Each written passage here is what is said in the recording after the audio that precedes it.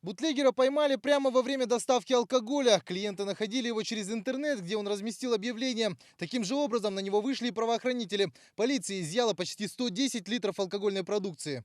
В ходе рейдовых мероприятий участковыми уполномоченными по отдела полиции номер 1 по улице Винокурова выявлен очередной факт реализации алкогольной продукции из автомашины «Пробокс». Задержан ранее несудимый 35-летний мужчина, который реализовывал спиртные напитки из своей автомашины. А вот хозяин этого магазина сейчас оштрафован на 10 тысяч рублей. Госалкоголь-контроль провел административное расследование и выяснил, что продавать спиртное на этой территории нельзя вообще. Этот магазин находится вблизи образовательного учреждения. Всего в 133 метрах отсюда расположен медицинский колледж. А минимальное расстояние до учебного заведения должно быть 160 метров. Тем не менее, в обход закона тут продавали пиво. О нарушении антиалкогольного закона заявил неравнодушный горожанин. Кроме того, магазин опечатан Роспотребнадзором на 30 суток за антисанитарию. Этот магазин неоднократно, 4 раза органы полиции привлекали к ответственности.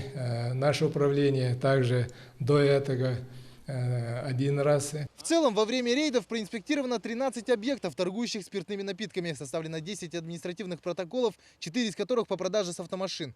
Ну, есть определенные места, где они часто, скажем так, уезжают. А потом у нас очень хорошо взаимодействие идет с общественностью, добровольная народная дружина. И они подъезжают на автомашинах, начинают реализовать.